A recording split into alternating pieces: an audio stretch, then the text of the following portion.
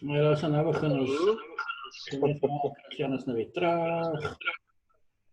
Ek het nog glad eens na die rooster gekyk hier. Ek het nie eens gedink ek gaan julle nou weer sien nie.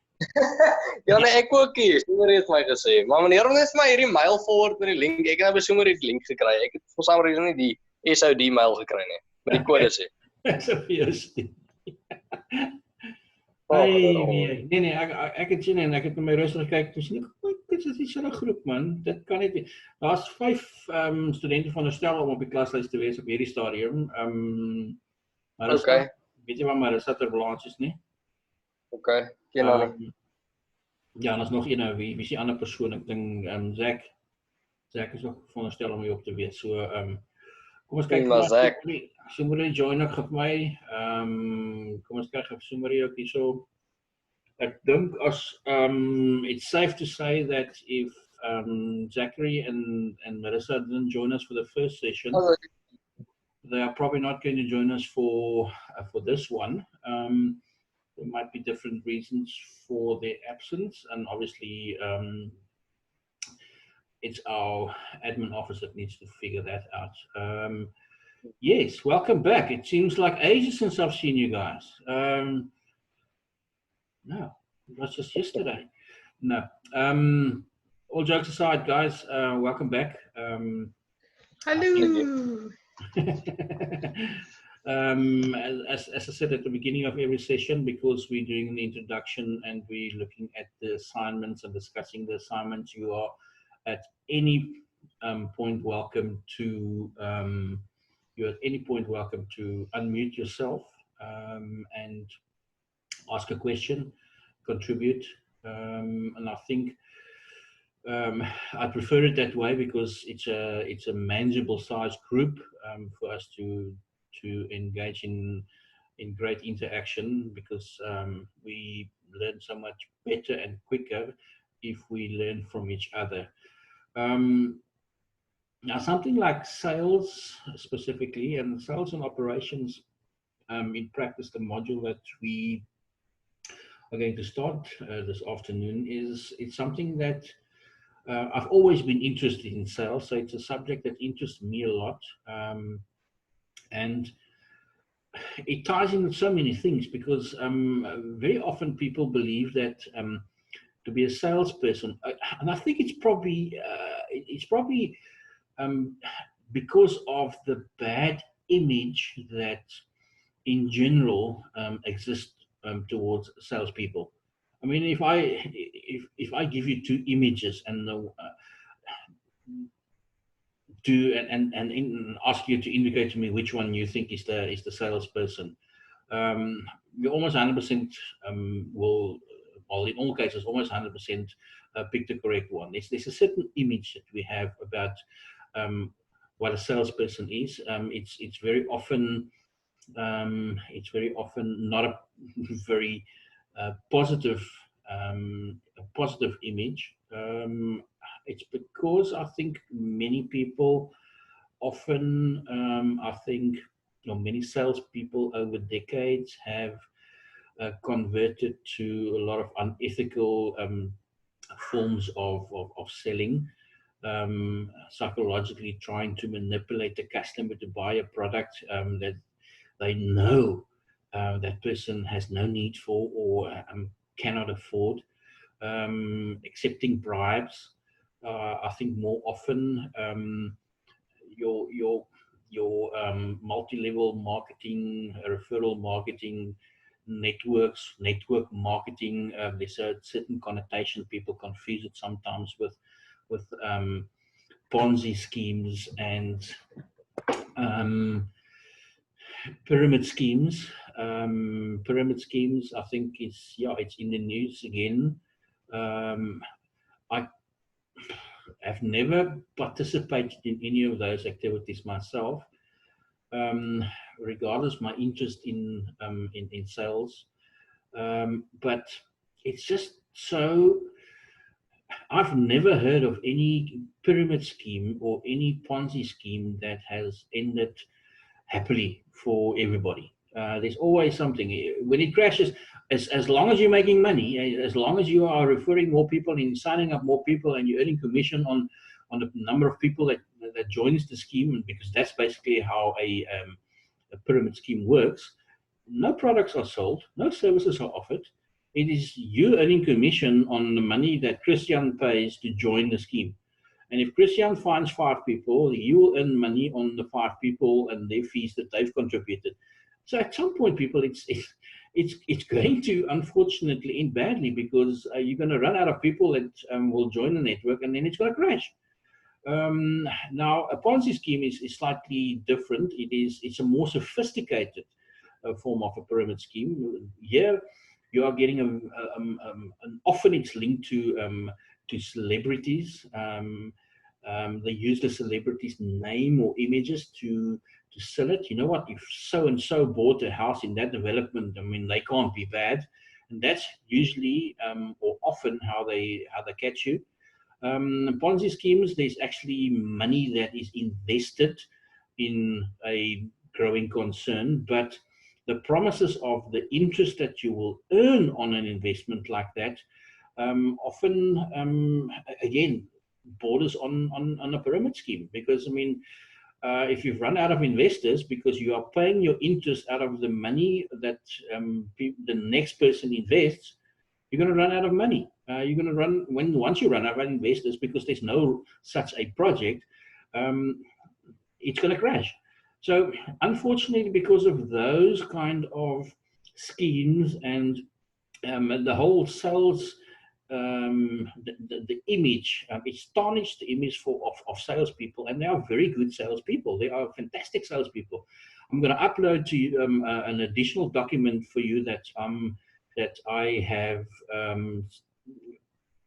that I'm busy updating, and one of the videos that I want you to watch on that, and that will help you regardless throughout the whole process, the whole course on sales and operations, is especially when it comes to your presentations and preparing for a sales presentation, is a guy called Grant Cardone. He's an American who is the self-proclaimed best salesperson in the world.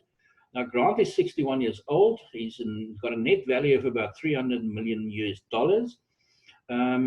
He actually has his own university, the Grant Cardone University of Sales. He trains new salespeople. It's amazing if you listen to it. Obviously, he's making a lot of money, like most salespeople are doing, like Les Brown and everybody out of motivational speaking. But they all started as salespeople, and I think once you have a look at those kind of success stories in sales, yeah, if you get up early and you do the hard yards, it's definitely a rewarding profession entering into sales. But I think a lot of people do not, because of the bad image that exists of towards sales in general, salespeople in general.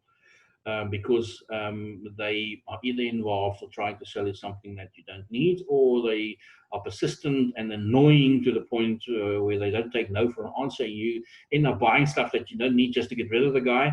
And I think that's I've entered with that, because it is very important that we understand that sales is a very important component of our economy. Imagine companies just producing things, and they're all stuck in a warehouse. If there's no salespeople, they all remain stuck in a warehouse.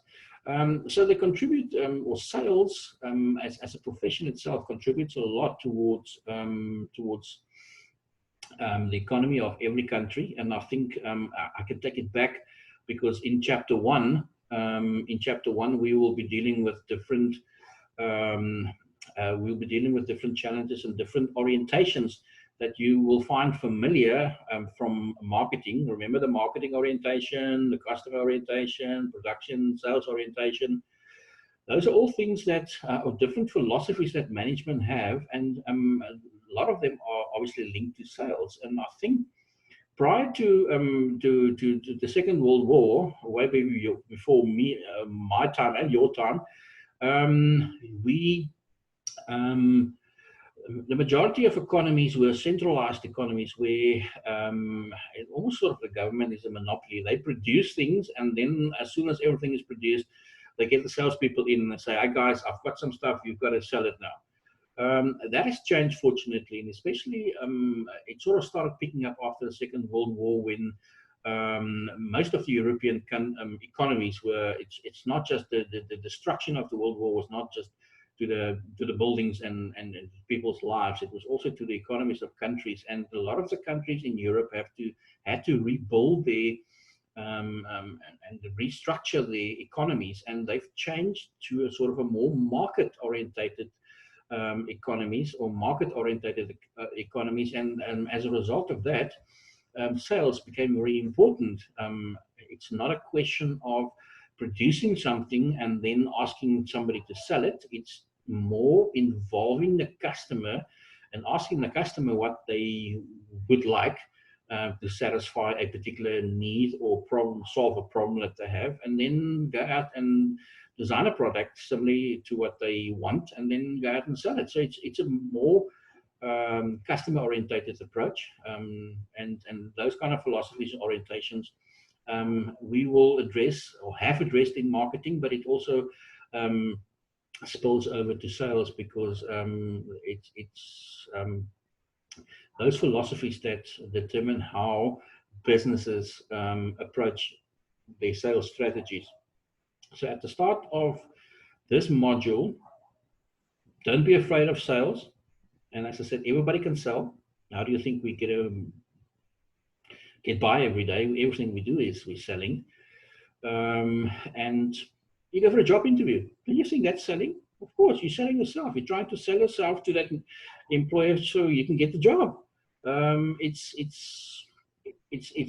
evident. Sales is evident in all walks of life. I mean, lawyers are trying to sell a story to the judge so their client are not convicted. It's done in accounting. It's done in sport. I mean, how many times? I mean, I watched some football again last night, and there's always a player who's trying to convince the ref, and he's selling his opinion of the matter to the ref. So it happens on all levels. Selling happens on all levels, people. So sales is everywhere, and that's basically what I want to leave you with as an introduction. You're more than welcome to ask any questions at this stage if you want. I'm going to go straight into your assignment. Your assignment for, where we go there, I think it's the assignment. No. There we go. Question? No. Question? Ja, jong. Nee, ek sê nog. Ek sien die internet connectie is 'n bietjie unstable, maar dit is nou fine. Julle kan net vir my aandui met 'n thumbs up of thumbs down as julle probleme het. Ek dink nie ek het die tegniese vaardighede om dit op te los nie, maar ek kan ten minste ek is oortuig daarvan ek gaan iemand kry wat dit kan doen. Maar kom ons, let's not tempt fate, as soos hulle sê. Die taak wat jy moet voltooi, assignment 1, in this case, as you could see there on your left-hand side, it is an assignment that was, in this case, I'm going to be your lecturer. I'm lecturing the subject and I'm marking the assignments and your papers. I'm not setting any of assignments. I'm not setting any of the papers. The assessor is Ms. Gajewski and Mrs. Sonntag in Gauteng, in our Centurion campus. She's the moderator. So this paper was set by Ms. Gajewski. I'm going to go through it and brief you on it. The general instructions are very similar to, obviously, to any other assignment that you will do or have done for a Prestige Academy. Importantly to note, the date is the 17th. As soon as we're finished with this session, I will check and see if the Moodle portal folder that allows you to submit your assignment is already been opened on Moodle. I'm not sure if it has. I know that the first 6 chapters I've already uploaded, and the assignments are there as well, the one that we're going through right now.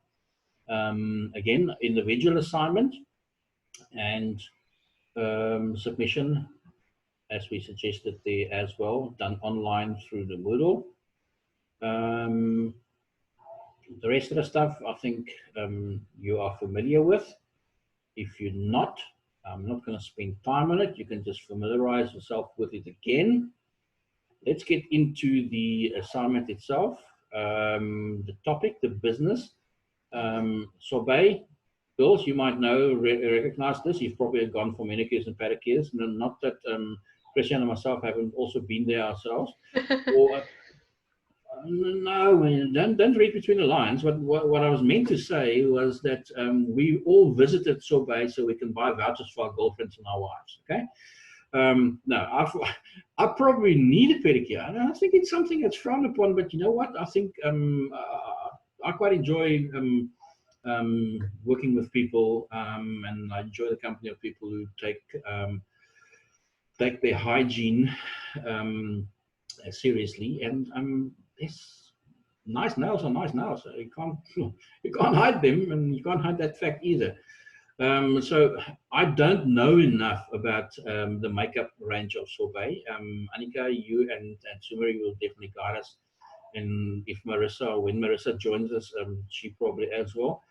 Christian, sadly, this is probably not something that it's a subject that is close to your heart, but I'm pretty sure that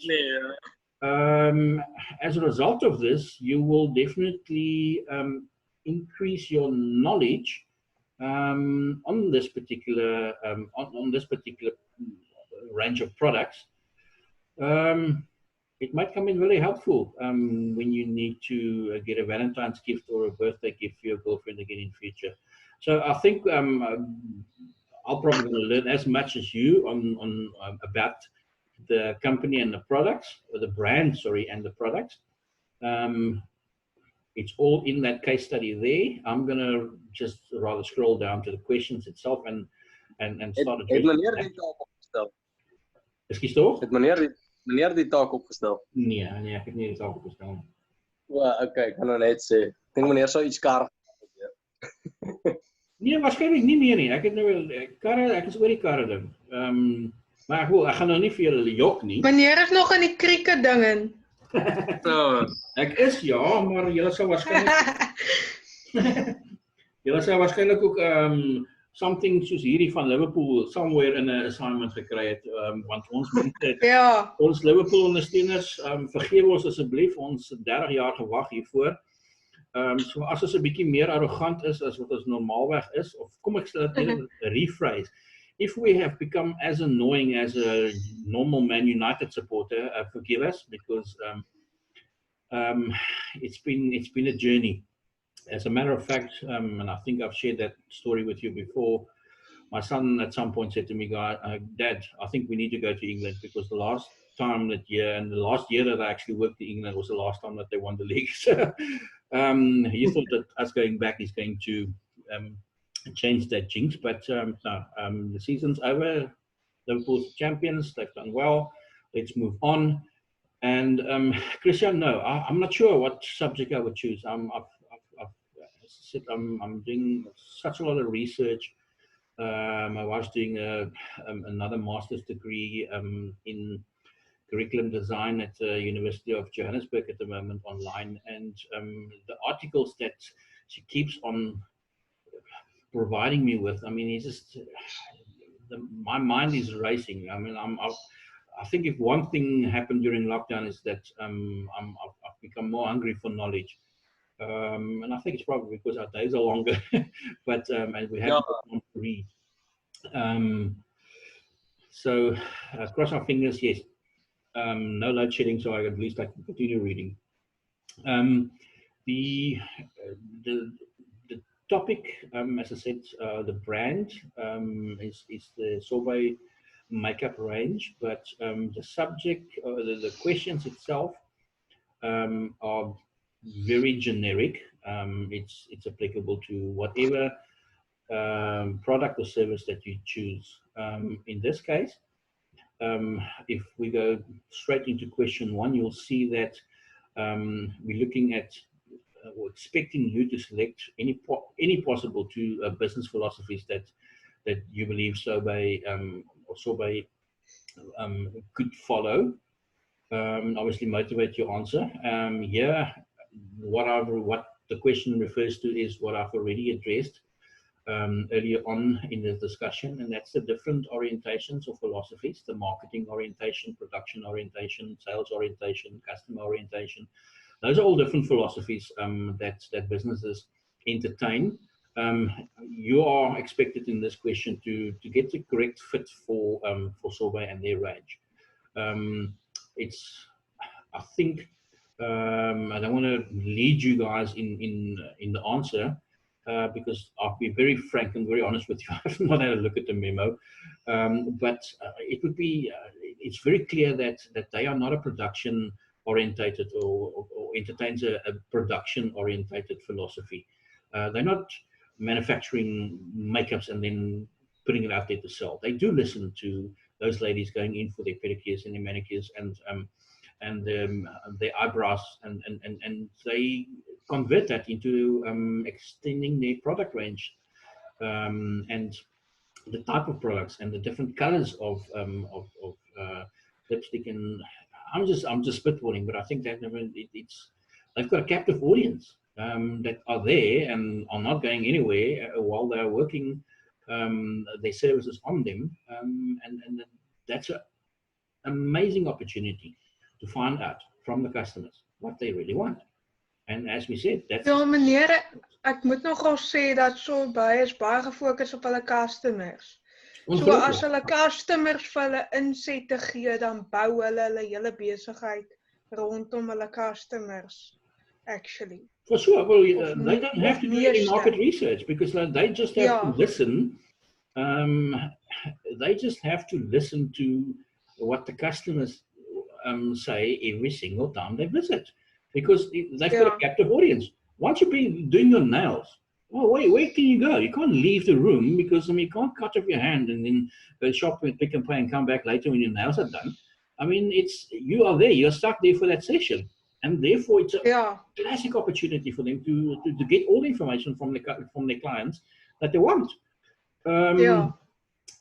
So yes, definitely not a production-orientated philosophy. So yes, that's one that you can cross off the list. So I'm not going to continue with that, but I think you understand what's expected in that particular question. I think with the business orientations philosophies is dealt with in chapter 1 already. Again, sort of linked to what you've done already in marketing is question 2: investigate the corporate objectives of sorbet. Well, obviously you're going to be doing some research. And not just use the information in your case study, but always just remember that whatever you see a question related to objectives of a company, of setting objectives, you are pretty much going to be expected to cover all the different aspects of the SMART principle and apply that to your objectives.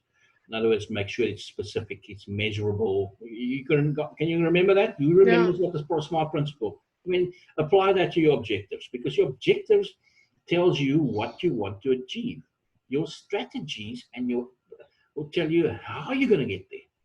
But your objectives gives you guidance to what you want to achieve, and also how you are going to allocate your resources to ensure that you actually achieve those objectives. So it is important, therefore, that the SMART principle is applied whenever you have to or is expected to draft, like in this case, suggest objectives for sorbet. Let's move to question 3. Your differentiate between strategies and tactics. I think I've sort of touched on that subject already when I briefed you on question 2.1. What are objectives? What are our strategies? What are our tactics? Our objectives, that is, what is our long-term plan? What do we want to achieve? What's our footprint that we want, our legacy that we want our company to leave and achieve? Secondly, the strategies will tell us how we are going to get there. And the tactics is, what do we do on a daily basis to ensure that we actually reach our objectives? It's quite simple. I can't simplify it more. But that's what we expect in those questions. Formulate question 2.3, 2 strategies, 2 tactics to achieve the 3 objectives that you have identified in question 2.1. I think it's straightforward and simple. It's a different way of structuring a question, Annika, where Sumari, where we say name, explain, and apply. Yeah. This is it's a different spin on exactly the same thing. So that's basically what we expect you to do in number 3, is to apply. You've told us what corporate objectives are and what strategies and tactics are. Now we want you to actually apply it to Sorbet. Okay. I see a number question number issued there. I'll take it up with the assessor who set the paper. That should probably be question 4 or 3 and not 4. Okay, let's get to it. Whatever it is, question 3 or 4, I'll rectify that. Compile a detailed sales promotion program of any 3 consumer promotion pull techniques that you selected for your selected product. Include a mock-up design of each of your pull techniques. It's quite simple, people. What is the pull and the push and pull techniques? In this case, we specifically ask you about the pull techniques. Who can remember? Help me out here. Who can remember what the pull and push techniques are in marketing? Can you remember? Ooh. Ja, nee, ek kan nie onthou nie. Oh, okay, then I'm not going to help you. We'll just wait until we get there. But the one, the push strategy usually is when, for instance, if I can use an example, let's use the Sorbet example. There are some of their products who they want to discontinue because it's not selling well. Therefore, they will be pushing, by using that specific term, they will be pushing products to the customers. They'll be running specials. So you can buy 2 for the price of 1 because they want to get rid of those products. So therefore, they're pushing the products through the distribution channels because they know 3 months from now, a new product will replace those that have become redundant. The pull strategy is exactly used in conjunction with the push strategy, where you are now pulling the customers through inviting them and pre-launch marketing about the new product that will replace the ones that you're trying to sell to them. So it's very often used in conjunction with each other, because as much as you're going to be focusing on trying to get rid of the products that you have in stock through a push strategy, you're also going to implement a pull strategy, because you want to pull that same customer back to buy the new products once they have once the products that they have bought now on a special is finished. So it's a clever tactic, but it's a common one that's used, and it's not frowned upon, because I mean it just makes sense. Question 5, Sorbet is South African brand, so just 2 countries you would recommend they should sell your selected product to, and motivate your answer by referring to the organization's culture. It's great, straightforward. When we get to a chapter, I'm not exactly sure. I'm not sure if you have the manual or the textbook for this. I don't have it with me, but it's the same as last year. So that's why I know that there's a chapter on international selling. And that is basically to, a lot of these businesses, or many businesses, start in a particular country, but they eventually or might have one of the objectives, corporate objectives, set as expanding internationally. And what would you have to consider if you are entering the international market? Question 5 would be about that, because there are certain restrictions, certain things that you have to consider. Let's say, for instance, if you, we all know that the cow is sacred in India. So as a result of that, you're not going to have McDonald's selling beef patties at the McDonald's. They'll probably be selling something similar, but it definitely won't be it won't be cow. And I think it's considering all the different religions and different cultures, and that is part of that chapter on international selling. What do you have to consider and when you enter that market? Because it's not a question of we have a product, okay, geez, if it sells here, it might sell anywhere, or we apply the same strategy elsewhere. It's not. There's a lot of things that you have to, apart from taxes and import and export taxes and policies that you have to adhere to, and more specifically, it is, will the product sell in a new country? Part of your initial research you do. That's probably what you expected to do in number 5 anyway. Do that research to find out what do you need to consider if you're going to export or brand your brand to in this case 2 new countries across the globe. Right. Question 6. Identify 5 key responsibilities of salespeople and describe each of these key responsibilities of a sorbet salesperson. And that's quite straightforward. There are specific key responsibilities that every salesperson should have. You are, in this case, again, expected to apply it to the sorbet when you do your description. That's why it's 5 times 2.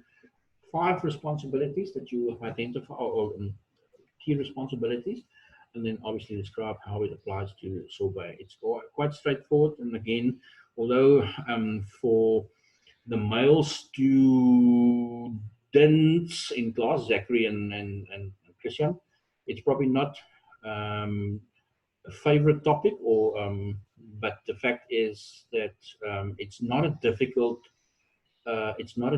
assignment. None of the aspects that we have that find themselves in any of these questions are such that you are going to battle and not know exactly what you have to do. It's quite simple and straightforward. And again, like with all the assignments, read the question, ask me if you don't know what it means or if you are struggling, and specifically pay attention to the letters in bold, because that guides you toward what's expected of you in if it's an illustration or explanation or a description. Those are the normal guidelines that is followed anyway when you do any assignment or attempt any question. Right, let us move to let me see, what's our time frame look like? We've got more than enough time. And we can now, any questions at this stage? Any questions related to assignment specifically, if you don't mind? Everybody okay with the assignment?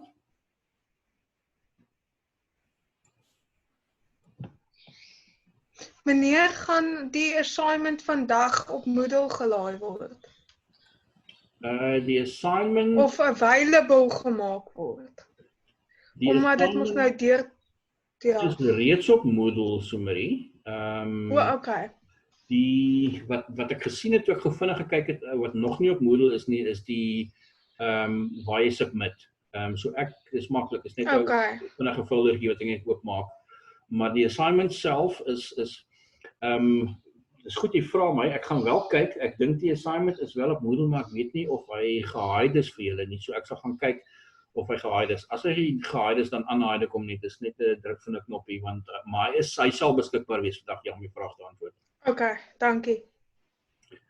Radio, enige ander vrae, Christian, het jy nou intussen jou naels gedoen, of jou wenkbroue gaan doen, of whatever ook al? Nee, ek het hom al aan die gang. Het lyk my gaan woes daar na kom bys met jou. Nee, hy is net besig om hom goed te ontdooi, want as jy die ysbakke elke aand, ja, vasstiekery en ja, irritasie. Ja, en so sê, dit is mos nou maar in lockdown, almal het 'n backlog en ja. Ek het ook... Meneer? Yes? Ek het nou gekyk op Moodle en ek sien nog nie die assignments op Moodle nie. Okay, dan moet hy net geaanhide word, hy is definitief daar so. Okay. Hy is geupload, ek is net seker maak hy is sigbaar vir julle.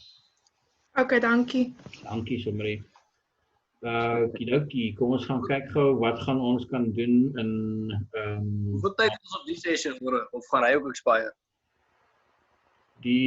ek dink sover my kennis vandag gestrek of my ervaring sover vandag is dat hy gaan, soos hy sê, in 4 minute 37 sekondes gaan hy lyk my expire. Soos dit lyk my anders daar as SIA en Eskom is Moodle is Zoom redelik op die bol. 40 minute vir hulle is 40 minute, nie 41. Ek gaan gou vinnig wat ek gaan doen is Christian, ek net gou dink. Yes. Ek het gou vinnig die link net mail en dan kan ons weer connect daarna outomaties en dan doen ons die laaste. Baie vinnig om die link in te tel. Yes, dit is reg so. As ons 'n breek vat, dan doen ons dit gou. Die eerste hoofstuk, mense. En dis waar ek gaan stop. Ek gaan gou vinnig kyk na waaroor hoofstuk 1 gaan. Ek gaan net gou vinnig vir julle share daar sodat julle kan sien wat gaan aan in hoofstuk 1. In hoofstuk 1 van Sales and Ops is weet jy. Alright. Hoofstuk 1 van Sales and Ops gaan spesifiek oor die rol van verkope or the role of selling in marketing, because we know that marketing is not selling and it's one of the actions of marketing. Selling is one of the functions that marketers do. Don't confuse the two because often people do, and marketing and selling is not the same thing. And in chapter 2, which is all in the same part 1, which is about the sales perspective, we'll be dealing with different sales strategies. Specifically in chapter 1, what we're looking at distinguishing between the types of selling, the characteristics of modern selling, and then distinguish between the categories of customer groups, different markets, different customer groups. And then basically we'll be looking at just summarizing what you've done in marketing, what the production, sales, and marketing orientation philosophies or orientations or philosophies are, and how sales fit into each of those, because that will form part of what we do in chapter 2 when we look at the different sales strategies. Okay, I think we've got a minute or two left in the session, so I'd much rather just end the session right now, if you don't mind. I'll quickly send that link to Christian, and then we'll see you guys in 5 minutes. We do so, 5 minutes, sir? Yes. See you in 5 minutes, yeah, thanks. Alvast, okay, cool. Good, no problem. Ja, meneer. Bye-bye. Sterf.